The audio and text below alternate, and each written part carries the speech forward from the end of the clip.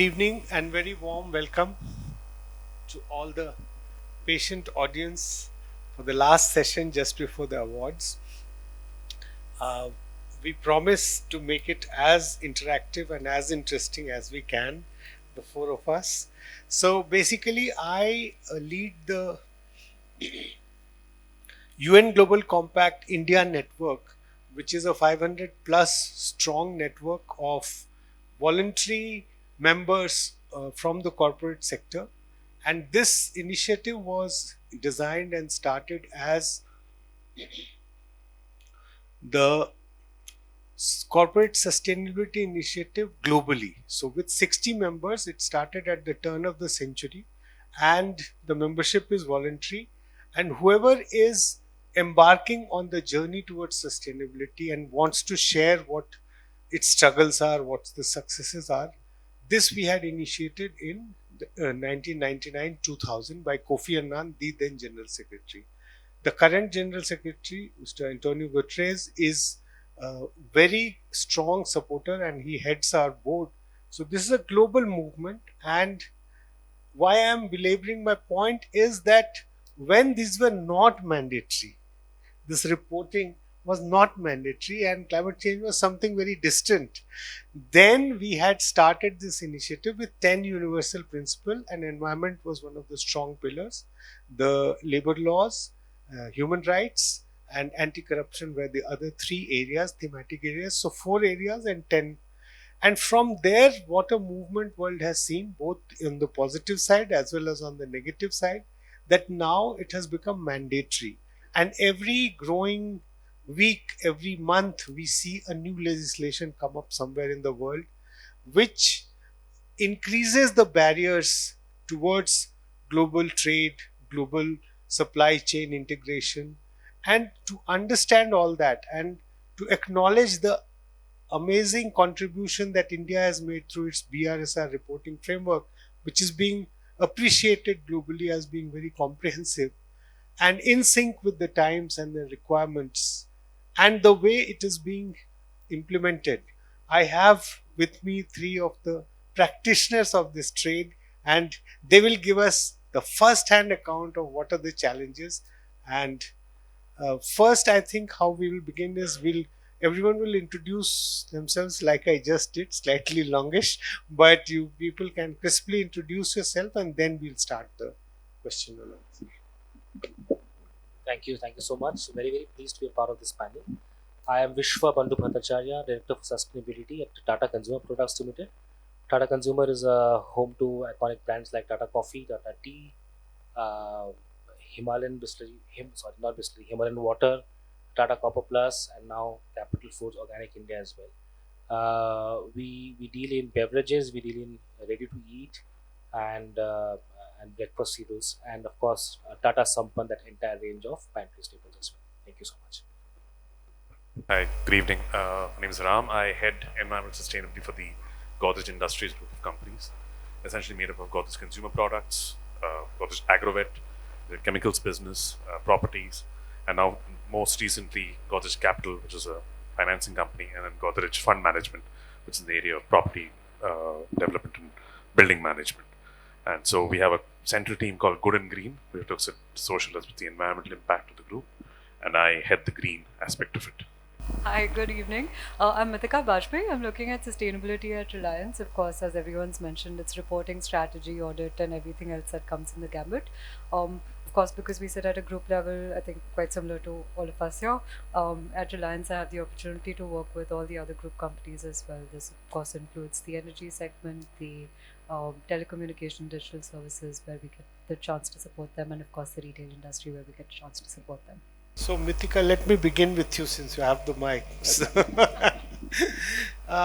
So Reliance is a very diversified, and all the 3 of you are, but very diversified. So, and all of you have your own ESG practice, etc. I mean, we have just labeled it conveniently now, but this has been going on. I mean, all these work. So, how difficult or easy was it for you to marshal all the data and all the reporting to this new BRSR framework it was. And be honest and be frank with us, because that will be the learning. And otherwise, everyone is compliant. But what were the challenges? What were the good things? What helped in this whole process? How was the journey? Right, absolutely. That's actually a very good point you started with. I think the people sitting here have been doing sustainability reporting for quite a while, since before sustainability was a buzzword, right? I think quite a few of us were on the GRI. Have been publishing our GRI report since nearly 2004-5, if I remember correctly. Reliance has been publishing the GRI sustainability report since 2004. What that essentially is telling you is there have been some amount of frameworks before the BRSR brought together all of the diverse frameworks, right? So in my view, it was a boon for my everyday life, because I don't need to now look at 20 frameworks. I can reference them, yeah, sure, but I don't necessarily need to report on them. So it's making my life easier. And I think what has happened through BRSR is that it has made it India specific. And I think that is kind of what I really genuinely appreciate. And while I'll get to the challenges, I must compliment them on setting such a framework that's comprehensive and, actually took up the challenge that is, braving through the alphabet soup of the framework industry that has existed for a very long while. Having said that, I think it's really important to understand the intent of reporting, right? The intent of reporting is still rooted to why we are doing sustainability in the first place, which is why I very truly still look at all the other frameworks, because that is where the niche is at. That's where you get the details. That's where you understand why you're doing what you're doing. And then you find a way to merge it to whatever is the ask in the context of BRSR. So from a BRSR lens, we started, of course, reporting a couple years back. But even before that, when the voluntary segment had come into picture, we had an internal voluntary BRSR segment published for our subsidiaries and at a group level for internal analysis, to understand where we stand. Before we can disclose it externally, of course, we want to understand what we are doing, what we need to improve on, what are the processes we need to set before we are ready to disclose about it. And I think that exercise really helped us. We sort of called it an audit readiness or a reporting readiness exercise to understand where we stand in the journey. What was very exciting was that it wasn't so much of the data gathering that was a challenge, and I'm sure that is the case in most large organizations, especially since GRI has been around for the sustainability reporting framework for a while. What was interesting is that the processes and the theoretical exercises that BRSR was promoting was more of a value add. And what I mean here is not just the value chain analysis, which the panel right before us talked about very graciously, but also things like life cycle assessments, right? These were tools and several other similar tools that have been around for a very, very, very long while. But it's gaining mainstream traction thanks to reporting frameworks like the BRSR. And the value addition from such theoretical research papers is extremely valuable, not just internally, but also, of course, across the value chain. So I think that piece was very interesting for me to work on. Setting processes around that was particularly exciting. But in terms of challenges, yes, I think after you get the data collection, it's the year-on-year analysis and improvement that is always going to be a challenge moving forward, right? Because at any given point, us being Indians, number one is never enough. Sharma ji ka beta, right? Number one is never enough. So you always have to understand what next, right? How you're going to beat that challenge. How you're going to improve. What is the performance improvement from you? If nobody else has done this, okay, when are you going to start? Who are you going to do this with? Who are the right partners to be working with in this space? If nobody, because it's just a 2-year reporting journey, how do you actually prepare a projected trend analysis and prepare for that internally? I think these are challenges I think we would like to solve for in the future as well. Thank you, Mika. In fact, you partly answered the question which I was going to ask you in the next round, but no problem. I'll change my question. So, first, let us explain Godrej's journey, Ram. I mean, what was uniquely, I mean, she has already comprehensively covered all the bases, but still, what else would you like to highlight? Because definitely the corporates whom I meet, and I ask this question specifically because I know corporates who were our members were reporting since 2000. We call it communication on progress. It still is there. And normally either you upload your sustainability report or you answer our questionnaire. But both ways, it alludes to the same set of information, what you have done for E, S, and G during the year And so, how did you at a group level deal with this? So I think the most, I mean, she's covered most of the points really, really well. But uniquely, what I would say, one thing was alignment of all the different functions within the business. So it brought ESG front and center to corporate strategy. So now, if you see, I would say it's an alignment of multiple. It's like when you have eclipses, multiple things coming together at the same time, because voluntary disclosures have become a part of any large corporate's existence. CDP, DJSI, you're looking at MSCI scores, and these are now scores that have become targets for CEOs, saying that, I need to be on the CDP A list in the next 2 years. I need to be on the DJSI Leadership Index in the next few years. So while that pressure was building, BRSR came, and then we said, okay, here is a great opportunity to put all of it in one lens and say, we need a completely new strategy for the way ESG is governed within the organization. Because suddenly you had other functions scrambling and asking, like, how have you guys been doing this information gathering over the last 10 years? It was like you rightly said, sustainability data we've been gathering. But for example, R&D data. How have you been tracking how much R&D you're spending on sustainable products or innovation or green products? And we really didn't have mechanisms to track that. So this was a great opportunity to actually, very selfishly, I must say, push some of that agenda into the larger overall strategy of the company. And what has now happened, and may seem very controversial, but in the next 5-10 years, the role of the CSO may become obsolete because of this. Because if fundamentally every single function has an ESG linked goal or a target in their own function, for example, procurement has a target, audit has, even the financial teams now have all the financial linked disclosures on climate they have to include as part of their reporting, then essentially it becomes embedded in the DNA of the organization. So BRSR is, I absolutely welcome, regardless of the fact that it may be a massive amount of workload being added to the teams, but it's an excellent start. And the bigger, and you will start seeing the real impact of BRSR when the net becomes genuinely wide.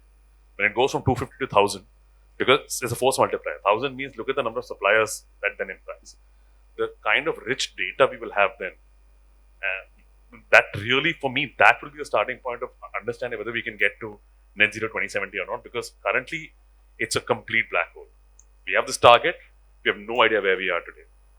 Okay. Exactly. So now this will help us bridge those gaps and say, okay, this is where we need to work on. And I also, there are two other very interesting aspects which we've internalized as benefits from BRSR. One is that it creates an opportunity to create rich India-focused data sets to make basically shine the lens on India as a supplier of low emission commodities to the rest of the world. So that data didn't exist. This will help us get that data. The second aspect is also, it's an opportunity for MSMEs to really look at this as a competitive advantage. A lot of them, you can either look at it as, it's additional burden for us, a compliance for us to really meet these standards. But the ones among them who really do that, tomorrow will have a larger captive market of suppliers or customers to sell to. Because, like I said, the noose is getting tighter and tighter. All the requirements today, which are voluntary, will eventually become compliance. So this is a great head start for that, and that's the way we approached it. We didn't look at it as compliance. We said, okay, this is an opportunity for us to prepare ourselves for the next 5-10 years in terms of not just our ESG strategy, but overall, what kind of business do we want to be? Thank you. In fact, that reminds me that if you are a member of, I always draw my examples from my organization, but whatever you report under your communication on progress, that's a public document. It's on the website. So if you are entering a new market and if you introduce yourself as member of the Global Compact, because that's what the question is asked first, if you want to export. So then they can go and see what you have, what was your journey. So what you're saying is really of immense power. India as a whole, top 250 and then gradually going up to 1,000. That is going to create a massive evidence for all of us to benefit from that. And it will also help us learn from each other, guide each other, support each other, and events like these help us. So, Vishwa Bandhu, you have world in your name itself and you are a friend. So, tell us how Tata Group geared up to meet this challenge, or it was just cakewalk? You already had. What were your challenges and what were your successes? Both of them have expressed joy that it was mainstream. What was your experience? Let me bring out 2-3 perspectives. So BRSR was preceded by BRR, and it has been there.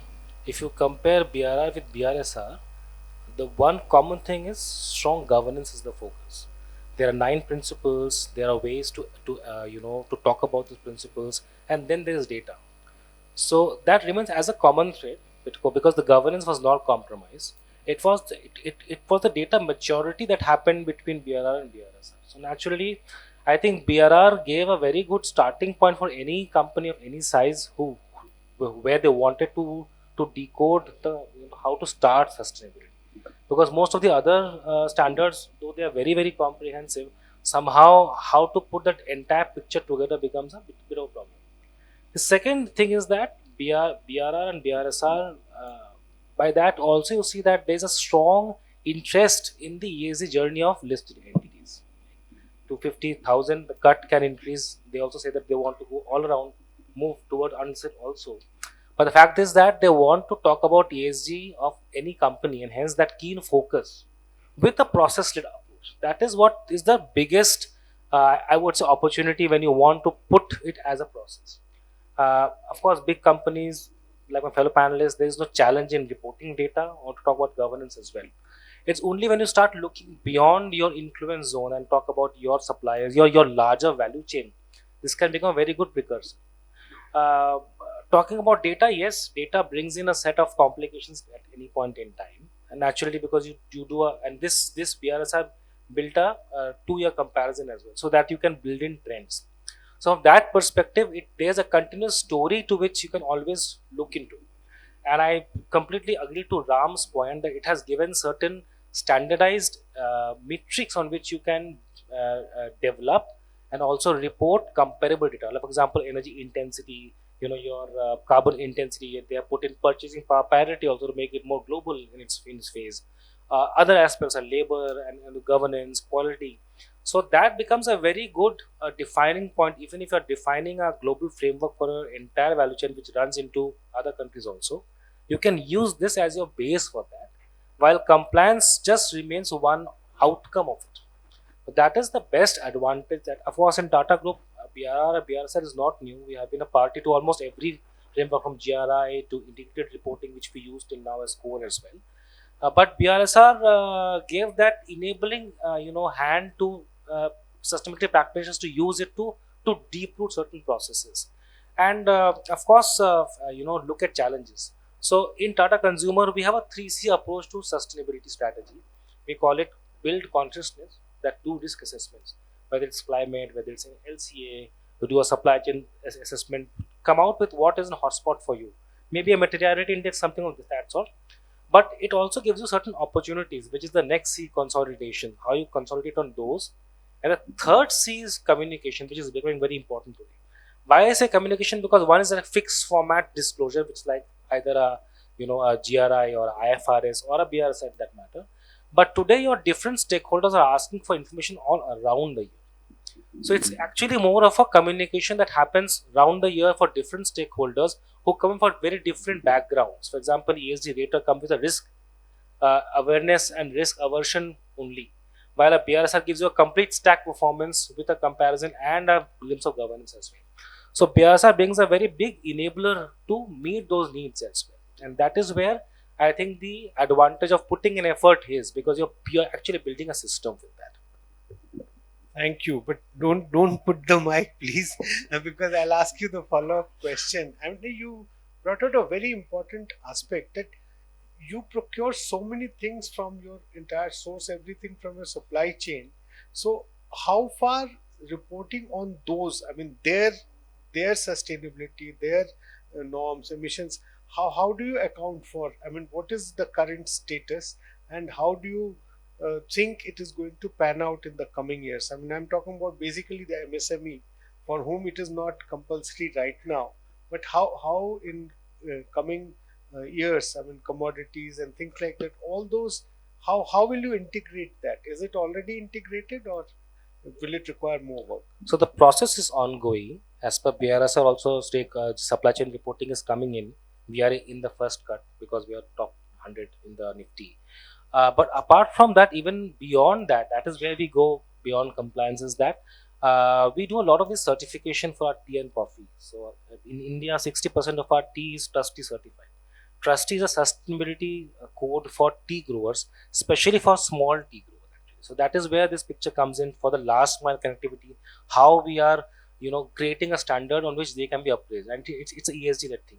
Similarly, our Tetley tea, which is a brand in UK, All this is voluntary. This You are is doing it absolutely on voluntary. your own. Absolutely But one. if you could clarify how all this will weave in into the framework that Yeah. is being So discussed. once the framework comes into picture, the compliance, many of these data will flow into it directly. So we are actually working backwards towards that. Our Rainforest Alliance certification for Tata, for Tetley tea, globally again similarly led, and they certify even value chains. From that perspective, we are taking a step back to what is a backward in integration. And these certifications, which have a very ESG led focus, give you the confidence that your supply chain is in the right way. And then of course it's a continuum which you have to see in that way, right? Your supply chains will grow, but the sustainable dynamics is also growing. If you see 20 years ago, sustainability was more about reporting. 2010 we started about TCFD, TNFD impacts.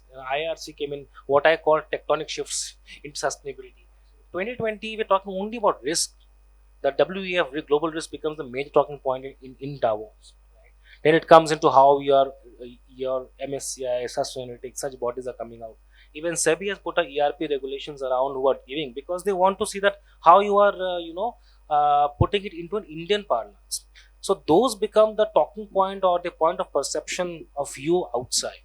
So today we are living in that era of risk, and then finally I think it will go into impact, but it's still of course crystal blazing.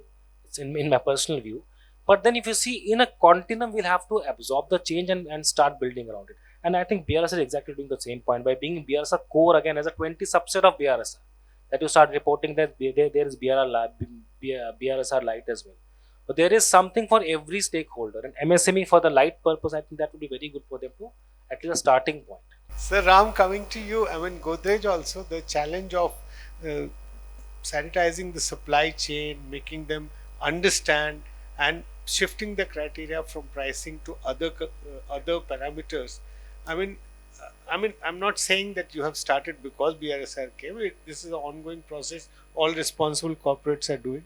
But if you could share some of your part of your journey where you are talking about your suppliers, yeah, that would be. So on the supply chain sustainability aspect, yeah, like you rightly said, we've been doing it for a while, and it's still evolving. It's not, I would say, nowhere near the finished article yet right now.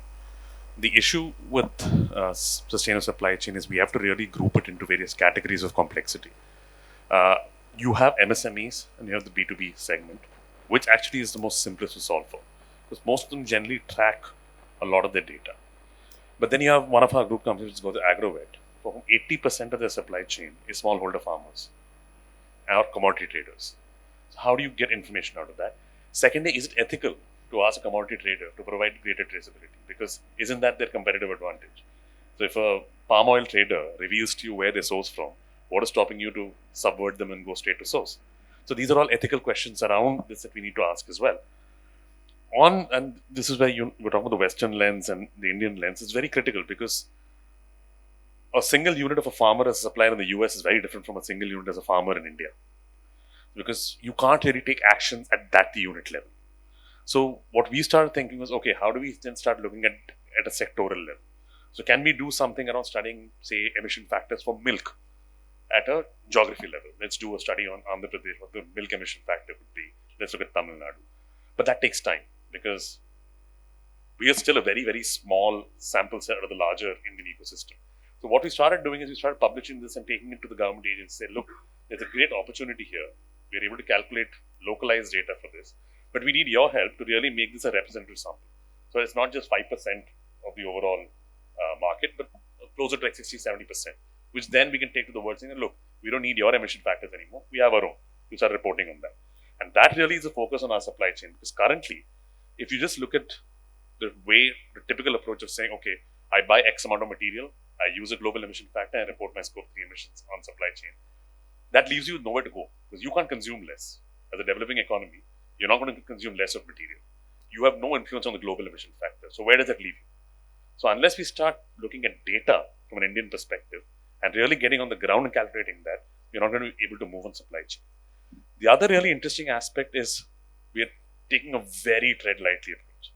We are not in a situation right now, like you said, where we can say, oh, you know what, this is going to be the defining aspect of how we deal with suppliers. Either you comply or we don't work with you. That's many, many years away. Right now, it's all about capacity building. It's really taking them along. In fact, very interestingly, I was in an investor call last week who said, how long do you work with a supplier before their performance improves? Like, we never stop working with them. You know, the reality is that the way we are set up, and again, it's also maybe a very Indian cultural thing, we don't give up on our partners. It may take time, but we'll get them there. We'll look at various ways we can improve. And one really interesting factor and one big player in this is financial institutions, who are coming up with really inventive models for companies to work with their supply chains, some co-financing models to really, because the biggest question they'll have is, how do I don't have the money to invest in energy efficiency, I don't have the money to invest in an ATP or a large water treatment system, so what do I do? So there's a massive opportunity for fintech and for financial institutions to really get into this space and say, look, we'll create really interesting models of co-investment where everybody benefits. So that's again another area of major focus. The third big area of focus for us is also a lot to do with digitizing and traceability of information. I was just in a meeting just before this, we were talking about, we've built this excellent digital platform where suppliers can upload their data. Great start. But how do I know that data is accurate? Who's going to take the responsibility to make sure that this data is assurance ready? Because I certainly can't assure 200 of my suppliers.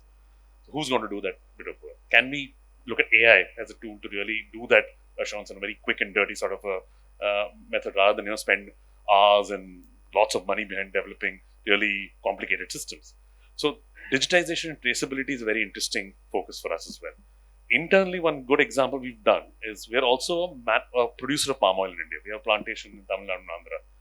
We've established a digital tracking system with the farmers there, where it's two-way. One is, of course, sharing information on best agricultural practices, but we are now able to trace every single batch of palm oil to the tree from which that fruit came. And we want to use this as a model to take to Southeast Asia and say, look, as buyers of your palm oil, why don't you implement a system like this so that we can have traceability to the end? So I would say at this stage, a lot of our work right now is not so much on moving the needle, but on setting the ground rules, setting up the system, foundations of everything that we need to do to move forward on this.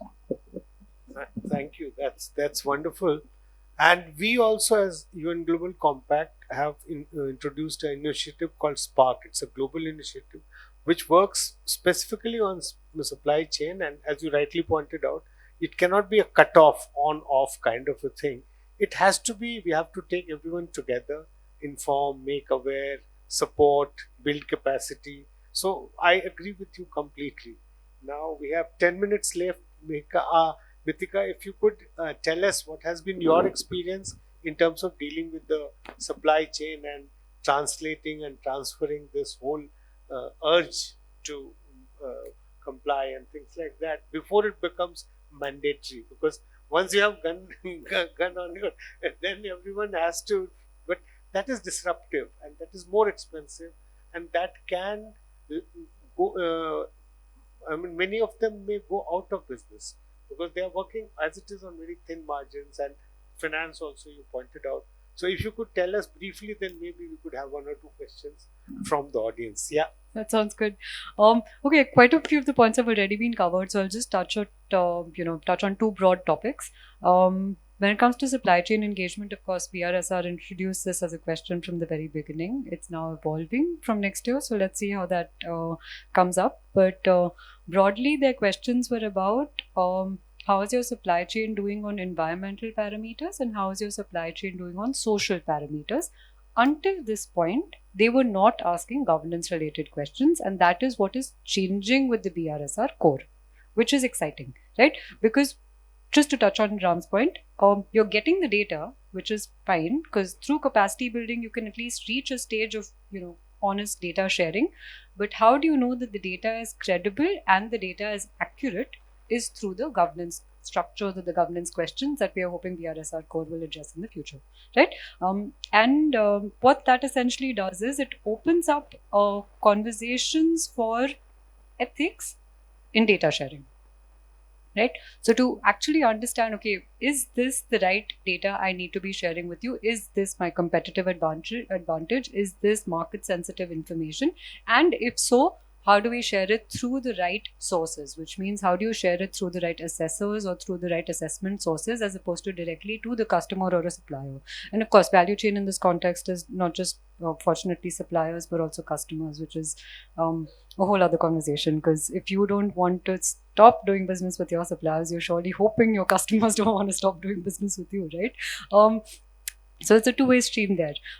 But just to touch on the point of what are we currently doing, thanks to BRSR, I think we are at a stage of, the buzzword capacity building, of course. But what that essentially means for me is that we're having conversations and understanding where everyone stands, right?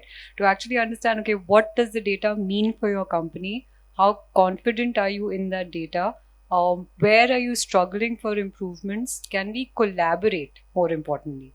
After the data sharing conversation is over, where can we collaborate? Is there energy efficiency improvements? Can we then charge a premium? Can we then charge a lesser? Can we, subsidize our value chain? Is there any cost advantage that we can collaboratively leverage on? And I think what's exciting about this is the fact that sustainability has become, a individual team target as opposed to just a company level target, which is what's extremely exciting, because a lot of these ideas came from our PNC team, not from the central sustainability team, which is, you see the excitement because it's coming from them and because they take the ownership and want to drive this change. And then that's what sort of basically goes beyond the policies and the code of conducts that you've set to actually action that you can then hopefully report on. That was excellent. No, it was concise, but you covered a lot of ground there, and I think, unless you have any last words to add, so we will throw it open. We have 6 minutes. If there are 1 or 2 questions, then we can take them.